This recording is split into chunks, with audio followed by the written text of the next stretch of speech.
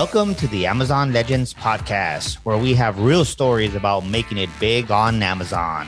Our guests are CEOs of large companies and entrepreneurs who became powerful sellers, also experts specializing in helping sellers, and both former and current Amazon employees who will give us an insight from behind the scenes. Here's your host, Nick Urison. Hello, everybody. Welcome to another episode of Amazon Legends. My guest today is the kind of person you want definitely in your camp. He's what I call a kingmaker, a lifelong entrepreneur, and the owner of a VC firm.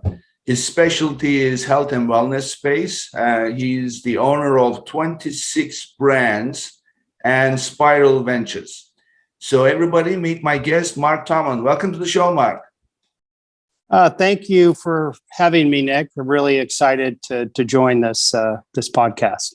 Well, great to have you here. You are the perfect source for me to suck all the information so that we know how to build empires, right? So tell me about your last investment, Mark. The last investment is going to be the next great apparel brand. It's called Pacas, and it's made from a very special fabric. So Pacas is, it rhymes with an animal, right? Is that where it comes from?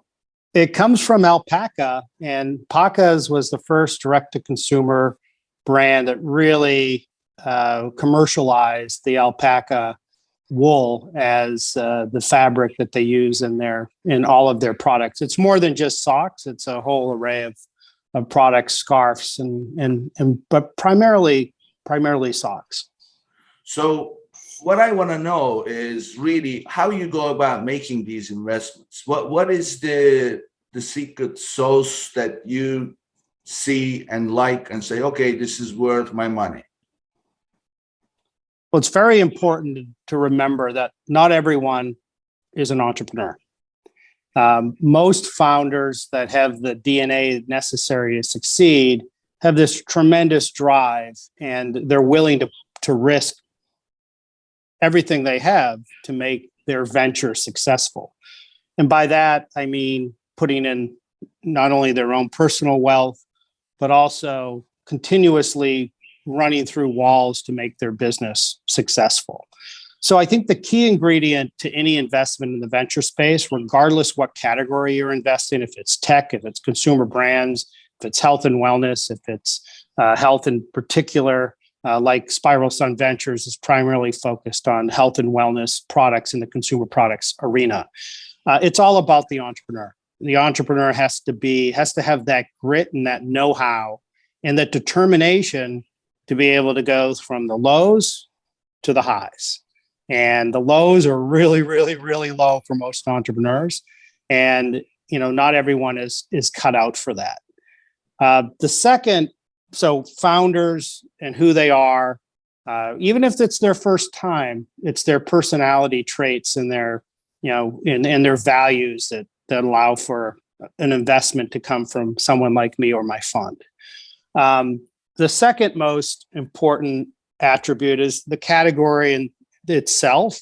Is the category big enough? Is it a niche product? If it's a niche product, we want to stay away from that. But I usually look at investing based on the blue ocean theory, which is you can go into a really, really large category, and that's generally pretty good. A large category means that there's a lot of people in that blue ocean. In that blue ocean that are trying to invest in the category, but you don't want to be in the red ocean where you have tremendous competition, where everyone's nipping at your heels. It's all about price point. You want to go into the blue ocean with a very, very innovative product where you see that white space in a category where you can win. And so we are generally looking for entrepreneurs that have something different. Pacas is a great example. Great entrepreneurs, two brothers co-founded Pacas, and they are the operators. They don't come from an apparel background. They're finance guys. So they're very, very strong on finance. And they came up with a really, really interesting fabric to go into a giant category, primarily socks and apparel.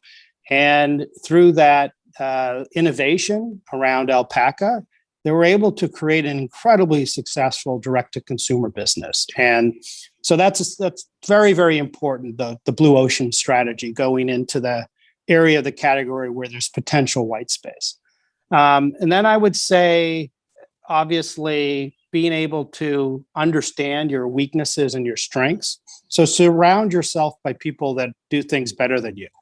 It's really, really, really important to be self-aware as a founder. You're an Amazon e-commerce expert.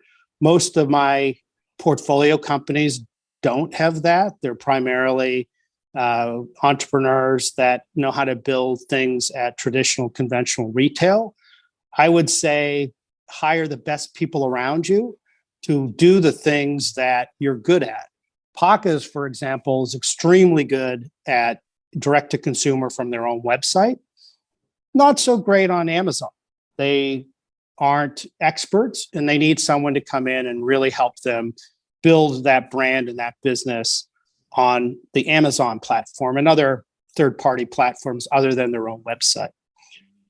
So I would say surround yourself by tremendously good people, and don't be afraid to hire people that are better than you at certain things. One of our investments is a company called Farmer's Fridge, which is really the first vending machine that dispenses daily made salads and healthy foods. Luke Saunders is the founder, incredible founder, has all the attributes you look for in a first-time founder. But the thing that separated him is he brought people in when he first raised his $6 million, which I was part of, and I was one of his earlier advisors. His uses of funds was really interesting to me. It wasn't only about, working capital and putting more vending machines around the world. It was about putting great people in place and paying them a decent base salary with upside and equity to help him scale the business. And so first-class COO, first-class CTO, he didn't really skimp on hiring best-in-class people. And I think it's really, really important to have the capital necessary to recruit and attract first-class people to the team. And so those are three really important things that we look for from an investment standpoint. And honestly, I have to be able to align with people. A dirty little secret about me is when someone sends me a deck or a PowerPoint without me knowing who they are, I will always set up a call with that entrepreneur, that founder, and give anyone 15 minutes of my time. But I don't want to be prejudiced by the deck.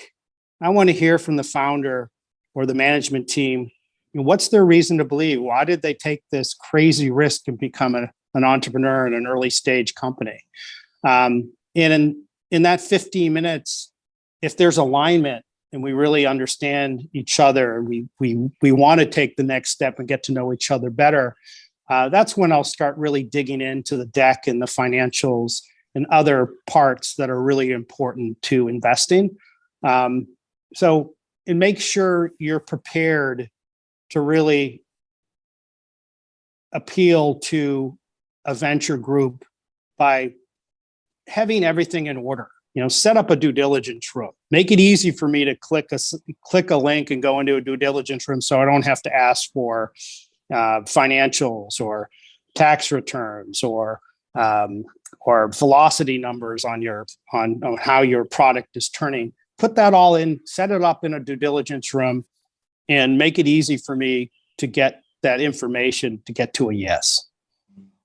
So what I'm hearing is really it's the traditional approach where it's the people. It's not really idea first. So, but what I really heard you say is it's about the founder. It's not necessarily the team, because usually I hear the first thing people say is it's the team. But you focus on the founder because the founder is the one who's going to drive this. And then you put the category, then you put the team. So that's an interesting order. But when I think about it, it makes total sense because it's the founder and the category that will attract the right kind of people, right? So it's a very smart way to approach the priority. Nick, I agree with your recap of what I just said. The founder is so important. That DNA, that risk taking, is what made the brand great in the first place. When a company sells to a big company, in my world, a big consumer products company like a Kraft or a P&G or a Unilever or a Kellogg's or a Nestle, whoever the case may be, it's really, really important to keep that founder DNA intact. Because when you lose that, what made the brand great, oftentimes you lose the magic. Recently, Coke divested Zico. Someone I know was the founder of Zico, Mark Rampolla, and he ended up buying it back from Coke. I don't know the numbers. I'm sure he did not pay what he sold it for. But Zico didn't really work in the big, under Coke's ownership. But it will work again with Mark at the helm, because he has that scrappiness and he knows how to build a brand, and he'll bring the brand back to what it was, what made it great in the first place. So I think founder forward thinking for us does set us apart from as a venture fund. And a lot of venture funds get a bad name because they don't think that way. The first thing they want to do if things aren't going well is they want to replace the founder. We don't want to replace the founder. We want to help the founder figure things out. We may supplement the management team, pieces, just like any team. You need the right team in order to succeed. Well, I mean, the best example is the story of Steve Jobs, right? So when they took him out, that was the end of Apple, and then he had to come back. I mean, that's obviously one of the very well-known ones. But the other one is a conventional company, Starbucks. It's the same situation. They actually brought him back, and I mean, you probably know the story. He shut down all the stores just to go back to the basics and train the baristas, because that's what the company's spirit was about. And so I actually listened to him telling the story in a small group, and he was saying that the Wall Street went crazy. The competitors heard about this and started giving all kinds of incentives for people to go into their stores because Starbucks was going to be closed. So going back to the basics, that's the kind of stuff that the founder does, because other people, they don't have that connection with what the company is about, right? No question. It's usually where the innovation comes from.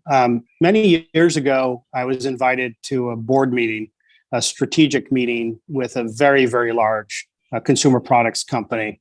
And I didn't really know what to say. What was I going to tell this multi-billion-dollar Fortune 500 company that they were doing right or wrong, or how they compete with some of the international players that came into the category? I'm not going to name the name of the company.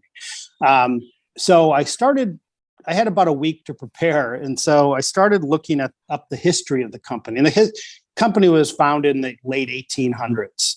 And it had incredible inventions. It started out as a bike company and then led them to a dozen incredible inventions within that category. And so what I did for the meeting is I didn't really say anything.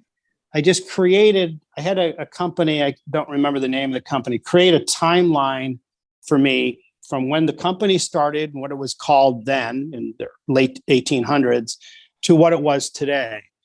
And it was amazing to me that innovation really stopped in 1970. This meeting was in 2006. And then they just started acquiring companies and brands. And it said to me that big companies have to continue to constantly innovate. And once they stop innovating, they risk the possibility of becoming extinct. And so for that company, all you had to look at is when they stopped inventing things and disruptors within their category to make them a leader. And that's what American entrepreneurship is all about. And that's why the founder is so important. Some of these founders can be crazy and hard to deal with, but you want that magic that they have from an innovation standpoint. And that's why the founder investment thesis is so important to me. Yes, I came across this video clip the other day. It's about, I don't remember his name, but he's an older gentleman. He's a hot shot in finance business. So he says, I knew Steve Jobs. He was an SOB. I know Elon Musk. I don't know him personally, but I know him. He's not easy to work with. I know Bill Gates. He's terrible. You see the pattern here? So I have a question for you. So you put the emphasis on the founder, and being a founder, being an entrepreneur, these are not easy things because you are alone. You are really alone with your vision. That's the definition of it. You have a vision and you want to do something, and you have to communicate that to other people. But it can get pretty rough and pretty lonely pursuing that vision. What do you advise those founders who start questioning themselves? Because, not everybody has somebody like you writing checks right from the get-go, right? They have to get there first. And that's a struggle because they have to be able to pay their bills, savings run out. And as you know, the money runs out much faster than the results come in. So what do you advise founders to stay on course? What is the best way to keep going? Or when do they say, no, this is it? The latter is an interesting question. And when to say no, it's not right.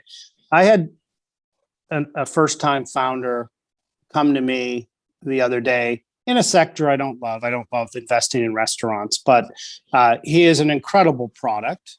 Very, very smart, capable young founder.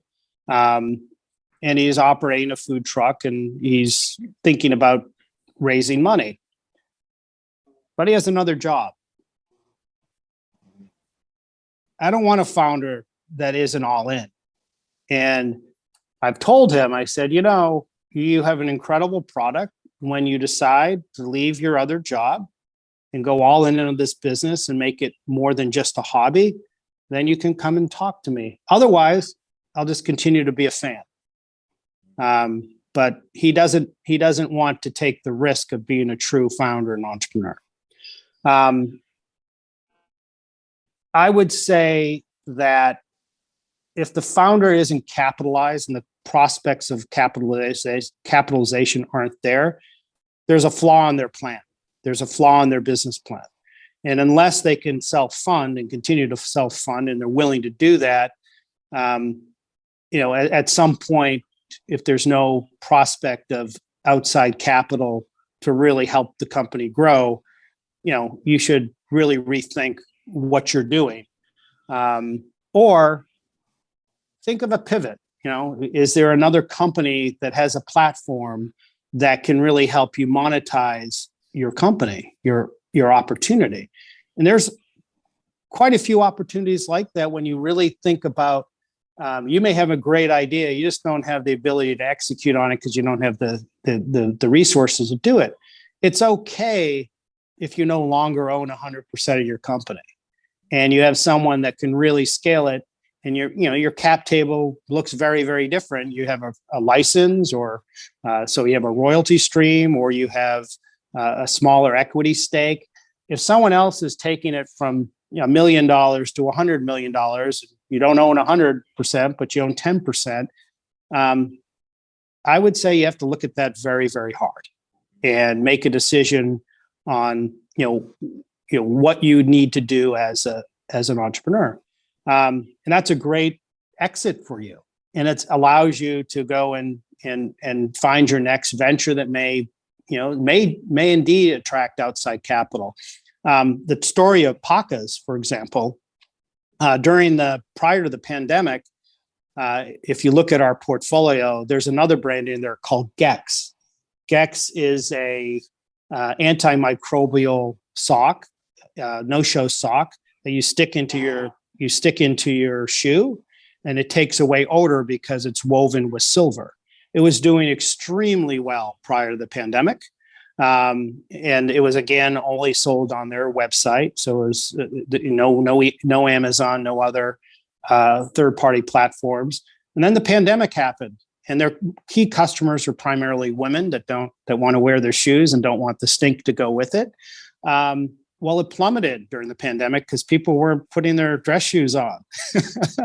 So Paca's actually came out of a pivot for that company, where they said they came to the two investors, my fund, Spiral Sun Ventures, and Corazon, and they said, we have another idea. We think it can work, and we think it's a better product for this time and place. And so they pivoted, and Gex is still around.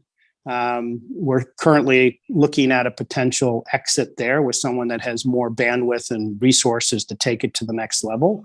But two young founders that decided that in order to survive, they had to dramatically change their destiny. And when they did that, we ended up putting us and a group of investors, $5 to $6 million of new capital into Paca's.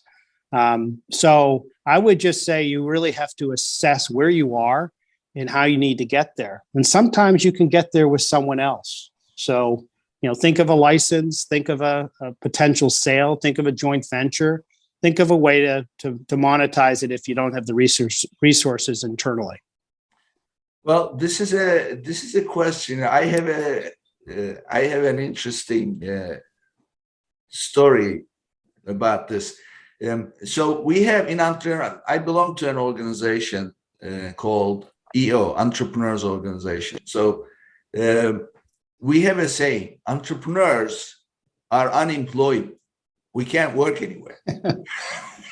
We don't make good employees because we don't like taking instructions. So the point is, one of the fellow members at the time, this is going way back, he used to be in hedge funds, and this is before the financial meltdown. And he was flying around the world in private jets. He had a tremendous life. So what happens then? The whole financial meltdown happens, and now he's out of a job.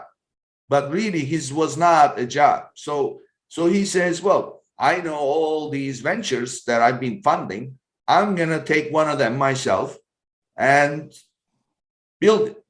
So he decided to become an entrepreneur. So one day he's supposed to present about a particular issue he's having with the operation. And we always had presentations. So every month we would have a couple of us present. And whenever there is a presentation, one of the other members coaches the person. So in this case, we went two of us. And one of the methods we use is we ask the question why 7 times to get to the root cause of the issue. So you know what happened, Mark? In the conversation, right at the end, he said, you know what? I don't want to do this anymore. It's not about the problem he had at the time. It's just, he just did not want to be an entrepreneur because he was not an entrepreneur. He says, I have contacts. I can get back in the game. I can do this. I was making so much money. Plus, he had, I believe he had 3 kids. And so he said, I don't want to do this. I don't want to do this. So that DNA of an entrepreneur is key. And you have to have that DNA. And then my response to the question I put to you, when do you say that's it? My response is never. Because if you have that entrepreneur spirit, the answer is not to give up. It's pivot. You said pivot. An entrepreneur keeps pivoting all the way to the end. And I'm sure even after they go 6 feet under, they still keep pivoting. So that's what we do. I totally agree. I really appreciate that story. The why, I may steal that from you. The 7 whys. Ask why 7 times. Yeah. It's really the important question. why, and if it's not working, how are you going to get back to the why? Yeah. Really important. So thank you for that. Yeah, well, my pleasure. It's so for those listeners, I mean, this is a very philosophical discussion, but really philosophy is what drives our actions, right? So where do you stand? What is your position? So really, I cannot emphasize everything you said more. Just believe in your vision and then look at the data. And if the data says you are getting into, or your space is becoming too crowded, it's not making enough money, margins are shrinking, don't even think about quitting or anything like that. Just look at where the opportunity is and just pivot ASAP. And that's the response. That's in constant fighting. So this is great. So let's now move on to the Amazon aspect of it. So as the person who really values the money in anything, because that's what you are doing. You're putting money as your product to bring more of it. So how does Amazon factor into that valuation? And how important is it today for a private label to have that Amazon component? Yeah, it's so important. The retail landscape's changed tremendously. Consumer behavior has changed in how they perceive buying things online on Amazon versus going to the store. There's certain, people are still going to go to conventional grocery. In my world, it's mostly grocery and those channels of trade. But Amazon has changed the way early stage companies and consumer products can build and scale. In many cases, I'd rather see an Amazon business or direct to consumer business first before you try to fight the fight on shelf at Whole Foods or Kroger or Albertsons or whatever the major grocery is. Sometimes it's better because you really get to understand who the consumer is. You can sample products better. You can get feedback better. It's incredibly important. There are certain categories that are more challenging than others. For example, a brand that I owned and then had brought to my fund as an investor is called Slice Soda. It's a reinvention of the old brand that was $1 billion plus in revenue. We took out all the sugar, so instead of 55 grams of sugar, it now has no added sugar and 15 to 20 calories. And we're looking at online Amazon versus conventional retail. We would need someone that really understands how to navigate Amazon with a beverage that where you're shipping water, because freight gets really significantly high. Advertising, someone like me, I would depend on an expert to really help us. But as far as creating an Amazon business, even for a brand like Slice and the reinvention of Slice, getting a consumer to taste it and understand, this isn't the Slice that you grew up with. This is a healthier version of it. The education of the consumer is so much easier on a platform like Amazon than it is just sticking it on a shelf at Whole Foods and expecting a consumer to understand what the change of the product was. So from a marketing standpoint, from a sampling standpoint, from a data standpoint, from a community building standpoint, Amazon is incredibly important to the success of a brand. As an investor, I would say that it's paramount that all of my portfolio companies, not only if they can't do it internally, hire an outside group to really build the Amazon presence, because it's also going to create a halo effect, not only to your own website, but to support the brand on shelf at conventional retail. So really, really, really, really important. Yeah, this is a key question, because especially brands that have a supply chain, they struggle with that decision, because if they go on Amazon and start selling directly to consumer, now they are competing with their own resellers. So they say, no, Yeah. we're not going to do that. In fact, I know a company, the founder was a guest on this podcast, and they struggled. It was great product, came out of incredible struggle, but they believed in the product, and but still they're not doing it directly. They have their resellers, and they rely on the resellers because they don't want to compete with their resellers. So it's like, we don't want to do this because we're selling to our resellers. Now, if we go there, then we're going to upset them and lose that revenue stream. So it's a difficult decision to make. Timing is important, but you have to make that. It's at some point you're going to have to do it, and you put it exactly. You have more data, you have a community. Plus, this is another thing that people don't think about. Let's say that let's say you're not selling on Amazon, but you're selling through your website. In order to bring traffic to your website, you're going to spend a lot of money, and you'll spend money on Google, you'll spend money wherever.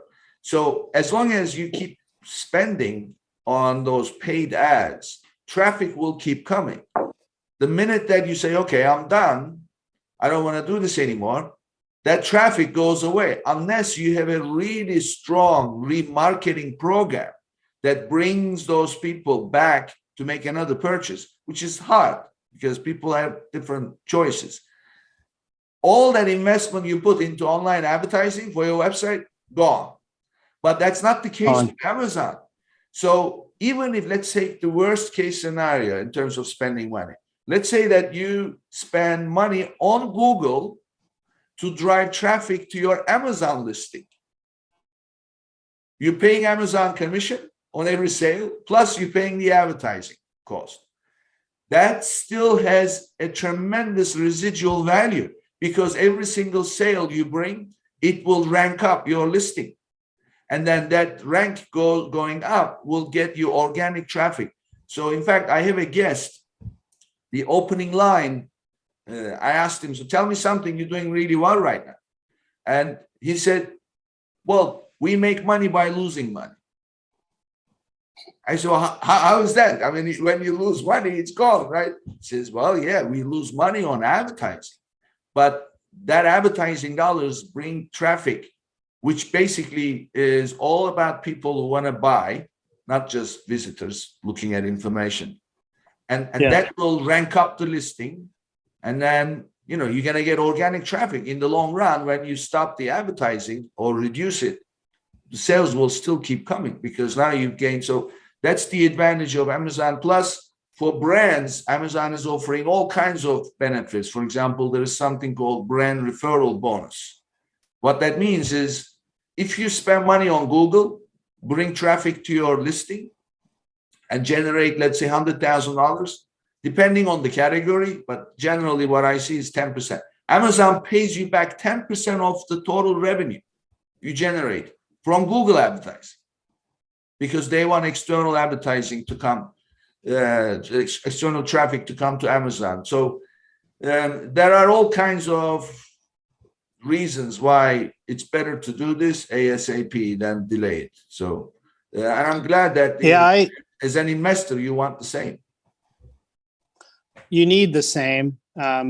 Traditional, conventional retail, both the natural channel and the conventional channel, to get on shelf at a brand with the brand, you have, it's a lot of capital to do that. And when you factor in, a lot of the conventional retailers have these things called slotting fees. So you're basically paying for the real estate on shelf. So there's cost in doing things in conventional, traditional that are significant to an early stage, brand. And then because in the beverage category, for example, the big companies are all direct store delivery or DSD. So the smaller brands are forced to put their brands on other people's trucks. Very, very, very expensive, very challenging from a distribution standpoint. So if I were to compare the cost of getting on shelf at a major grocer versus a launch on Amazon in conjunction with your other e-commerce direct-to-consumer initiatives, I would always probably, and this isn't true 10 years ago, but today, I would always say, let's build it here first. Let's understand who our customer is. Let's truly build a community of fans and people that really love the product. And then when you go to a Walmart or you go to a Target or you go to a Kroger or you go to an Albertsons, you say, listen, here's, we have this incredible five-star reviews. Our customers love it. This will add incremental value to the category. You put it on shelf, you already have this fan base that will go into store to buy it. And at the end of the day, I need to do the math to understand what's more important. But the brand building alone, even if I don't make a penny, is crucial to the success of the brand. I don't want to lose money like your other guest. Yeah. That's not it. That's not in my my vocabulary. But I'm okay spending money to gain consumers and data and then making it more successful on shelf at conventional retail. Yeah, I mean, that's it. So there's this agreement between Amazon and Google. When somebody goes on Google and does a search for a brand, Amazon serves up the product results. So that's great. If you are not on Amazon as a brand, and let's say that you take the conventional route and then you go to one of these department stores, groceries, or whatever chain, and then you're pitching it to the buyer. What do you think the buyer is going to do? He's going to Google you, and you don't even come up anywhere. What does it say, right? So you've got to be on Amazon. You have to start there and then collect customer feedback, understand what the customer thinks your product does, not you, but what the customer thinks, and then test the price points, test the variations. That's another thing that I say. It may be hard for you to make money by selling, let's say, for example, singles, then create a 2-pack, create a 3-pack, whatever. I mean, that's the first thing I do with my clients. I look at they come to me, okay, keyword, advertising, and I said, all that stuff. Let's look at the revenue one. Says, what do you mean? We know our numbers. I said, no, let me see it. And then often, it comes out that I actually built something, it color codes. Everything has to come out green. And there are like 3 different costs associated with the sale, and run different scenarios with promotion, give this coupon, give that coupon. It has to come out green. And then they come out all red. At best, they come out yellow. I say, no, your model is broken. What do you mean? Well, imagine you're getting 1,000 orders a day. That's a great thing to achieve, right? Says, yeah. Well, you'll never have any money in your pocket. Why do you want to do this? So it's always like that. See, I learned from you, and hopefully you learn a little bit from me as a guy that can pick up the phone and call the right distributors and retailers to give a brand or a product a chance. Like I said before, retail has changed. I remember a meeting with one of our portfolio companies, and they were so happy. They got into roughly 15,000 doors, and they were still, they had just created their new product. And I said, okay, so how are you going to support 15,000 doors? And what happens if it doesn't turn on shelf? We need more money. Well, most investors are going to wait to see how it turns before they put in the necessary money. So a smaller launch to understand your consumer, if it's Amazon or a smaller footprint at a place like Walmart, where you have 250 stores rather than all of their stores, I would always recommend that. You don't want to put the gas on a business too quickly because you're going to find out very, very soon that you're going to have to continue to fuel the beast. And that's very, very expensive, and you will lose money doing that. So, Mark, I want to ask you, so you make these investments, you've been doing this long enough, and what is the exit of the investor? What are you looking to do? What is the timeline? And how do you decide what that's going to be? It's a great question. I mean, typically it's a 3 to 5 year timeline. My fund is not a conventional fund. It probably surprises you as an entrepreneur. I didn't create a fund that is conventional. So we have a little bit more of a longer horizon. We operate more like a family office. where we want to roll up our sleeves, truly roll up our sleeves, and help these founders succeed. It is interesting when a founder or when a prospective portfolio company, someone that we're interested in investing, we do background checks and we get to know who they are as people. I always tell them, call our portfolio companies to get references on us. And if we aren't helping, what's the point?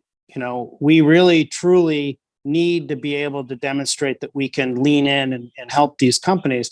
That's another criteria that we have. If we don't believe we can help, then we're not going to invest. And there've been a couple of examples of that where we loved the entrepreneur and loved the company, but we didn't feel that we had the expertise to really lean in and help them figure out how to get to the next level of their business. I don't know if that answered your question, Nick, but but the part that I want to know is, what are you looking as a return? What is a good return for you on your investment? Well, I'd love this. One of my partners always says we look for a 10x. Well, of course, everyone looks for a 10x, but the reality is that's not the norm. We're always looking, minimum, we want to see a return on our money, and that could be a 2x rather than a 10x. But unlike tech, in the food world, especially in what we do at the emerging brands, you don't have one company that's going to make up losses on everyone else. So I'm a kid from Boston, Nick. So I use a Boston Red Sox player as a reference point. We have to have a Ted William average. We can't be below the Mendoza line, below 200. We have to have 4 out of 10 that are singles, doubles, maybe a triple, maybe a grand slam, but we can't depend on one crazy portfolio company to make up losses for all of the other portfolio companies. So we are very diligent in making sure that these companies have a potential exit, even if it's a single, even if it's a double, even if it's the example of Gex I gave earlier, which the Paca's founders pivoted. Gex will have an exit, but it won't be the 10x that we're looking for. But it's a nice little business that another platform and another group will take and nurture and hopefully succeed on, but we'll stay involved in that. So singles, doubles, triples, they're all going to happen. There'll be a few strikeouts as well. Hopefully that's not too many. But we're looking for, somewhere between, a 3 to 5x on average. And we're hoping for 10x's. Yeah. I mean, it's because, you're making investments, you're taking risk. So obviously you want to get the highest return, but it's not always possible. So you really are an unusual kind of a venture capital operation, because I know so many, I met so many. Usually they are in, they are out in 2 years to maybe 3 years. They don't say 3 to 5. They always say, 10x. That's what we're looking for, because they say, well, 1 out of 10 will really make it well, because we're going to lose on so many. That's why we have to look for that 10x. So that's not, you are basically putting quality ahead of quantity and then try to maximize on each one. It's a different approach I see here. It's a different approach, and plus we're trying to be impactful. If you look at our portfolio companies, a lot of them have missions. A lot of them, I think 50% of our founders are women. A lot of venture money, unfortunately, doesn't go to women founders. It's more and more rare. We didn't try to purposely invest in women founders. We just found that at the end of the day, when we looked at our portfolio, that over half of them were women. And it's really, really important that that our portfolio companies are doing something that's meaningful to hopefully change the world in a better way. Certainly change people's eating habits from eating too much processed food to eating better natural foods. I think that's really, really important for my own legacy and hopefully my kids and my family and future generations appreciate that. Yeah, I hear that your purpose is to make an impact, really. Venture capital or otherwise, that's the business you are in, to make an impact. So tell us about Mark Thomann. Who is Mark Thomann? Where do you live? And tell us about your passions. You know, about 8 years ago, I got sick, and that thankfully, sometimes just like we were talking about founders having to pivot, sometimes when you're at your low, it can result in your high. And so what happened to me when I got sick is it really changed my perspective on how I wanted to live my life, how I wanted to be a dad, how I wanted to be a husband, and how I wanted to be an entrepreneur. And, I still have my other businesses that take these dormant brands and relaunch them. And that's where I became relatively well known. But it was at that point in my life that I wanted a legacy that, was more about putting better food in people's pantries and on their table. I attributed my health issue to the way I was eating, and I was eating too much processed bad food. And so it really changed how I wanted to spend my time and how I wanted to invest my money. And so that's when, 7 years ago that I started investing personally in things like Farmer's Fridge and indoor farming and things that really had a tremendous impact on our food system in a positive way. And Spiral Sun really came out of that belief that I wanted to, and other people around me, our LPs are all very successful people that shared the same belief that they wanted to have an impact on our food system and take these emerging brands with better for you products, especially in food, and make them more successful by adding capital and people to them. Well, so your situation actually gave you almost like a rebirth. It really did, and thankfully I've been, I'm my health is all good now. But for me, even when I got sick, I didn't put my head down and mope, and I didn't want people to know I was sick at the time. It was evident if you saw me. But for me, I put my head down. I stayed on boards. I worked as hard as I did prior to getting sick, but I knew I wanted to live my life a little differently. And, we had lived in Chicago for many, many years. And in January of this year, we actually moved to Raleigh, North Carolina, for no other reason than just to change our lifestyle. And our kids, went to public schools in the Chicago, city of Chicago, and taking them here and moving here for the three of them was a very positive move just to, slow down a little bit. Not that Raleigh's slower, it's just a different lifestyle than living in the city. Well, you applied your own formula to yourself when you got sick. You know what that is, right? You pivoted. I pivoted. I personally pivoted, and it's always work. I mean, I said earlier that I'm hopefully a better father and a better husband. That's work, but you always have to continuously remind yourself, that you got a second chance to do it right. Yeah, and you pivoted by moving. So where do you think this because I believe in the concept of pivoting. That's the only way, but it doesn't come natural to a lot of people. To you, it seems like it comes natural. So where do you think that comes from? Is that something that, did you move around when you were growing up as a kid? Yeah, my father was a diplomat. So I went to many different high schools, many different elementary schools. Okay. And it was really important that in order to meet people, I was meeting people every 2 years, essentially. So I had to make new friends. And I was an athlete, so that made it easier. Because if you're good at something, other kids are like, yeah, he's cool. But I think that's really where it stems from, is that I had to understand how people operated and how best to become part of a community and be accepted. And I do think that probably shaped how I am today as an entrepreneur, and how I pivot and how I'm able to adapt to new situations. So thank you, Dad and Mom. Well, I mean, look, I'm gonna. I mean, this is it. I mean, you find that you are in your own element, so to speak. When it's time to change, because change is very hard for a lot of people, especially moving. So people don't like that. They want to be doing the same thing.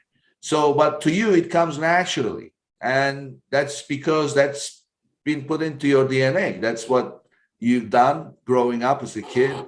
And so I'm going to actually tell you something else. You may know about it already, but maybe not, because most people, they've never heard.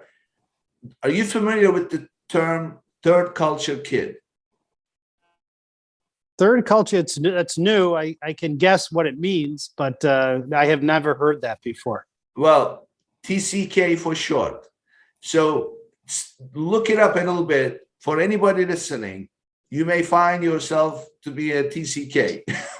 So TCKs are people who spend more of their adult years outside their parents' culture.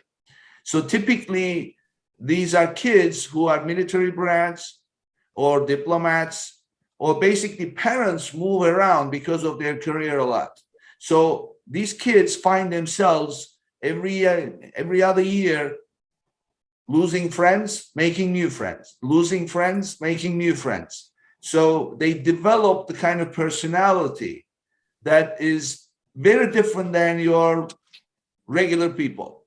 So that is the nature of TCKs, and TCKs have funny characteristics. For example, they have about 3 to 4 time zones set up on their computer, because they have people all over the world and are in different time zones. So they want to stay connected. So they set the time zones up on their computer. They start to receive birthday greetings before their birthday, because somebody in a different time zone, it's several hours ahead. So I get it. It's definitely me. No question about it. I thank you for that. I mean, look it up. The first time I happened to be a TCK, and I used to think, and another thing is, if you ever ask a TCK, where are you from? They struggle with that question, because they do not identify with one particular place, and they have this love-hate relationship. How am I going to answer? They become confused. They feel bad. I was like that. People ask, where are you from? And people answer very easily, very comfortably. They own it. They own the answer. I never had that. And I would think that something is wrong with me. And then somebody said one day, just like I said to you, you are a TCK. And then I said, well, what do you mean? She said, look it up. And then when I read about it, I thought, oh my God, this is like lights totally went up. And I thought, this makes now total sense.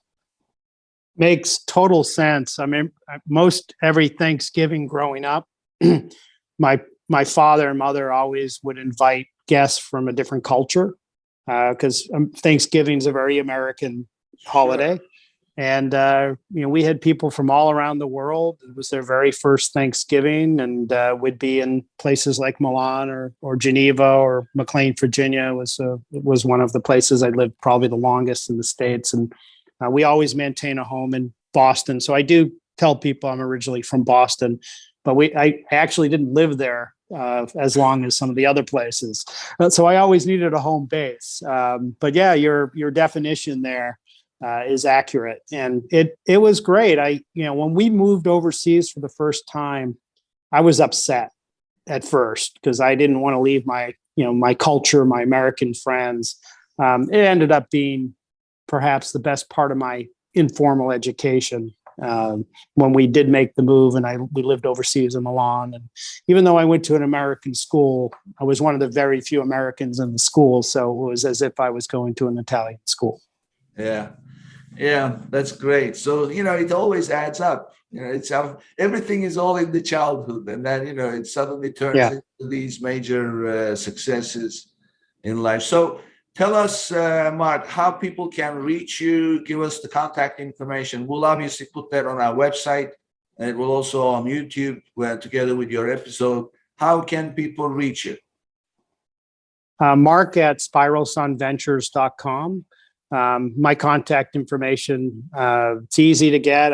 If you request a meeting, just use my Calendly link that I'll send you. And like I said before, happy to meet new people, happy to hear new ideas. I certainly enjoy mentoring and hopefully, broadening my own network by meeting people that make my brain more active, and hopefully I can impart a tiny bit of wisdom on them. But yeah, Mark at Spiral Sun Ventures is the best place to start. You can certainly, friend me on LinkedIn. I do use that. I stopped accepting some invitations of people I don't know, but just put the fact that you heard me on this podcast in the note, and I'll accept you. Great. Thank you very much, Mark. This was great. I definitely learned a lot from you about approaching, venture capital, but really about what matters the most. I think most of our listeners will appreciate that very much. Thank you again. So, thank you. So that brings us to the end of another episode, and I'll see you on the next one.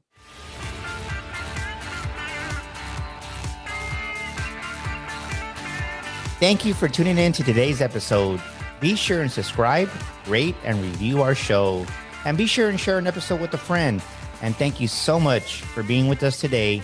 We'll see you next week here on Amazon Legends.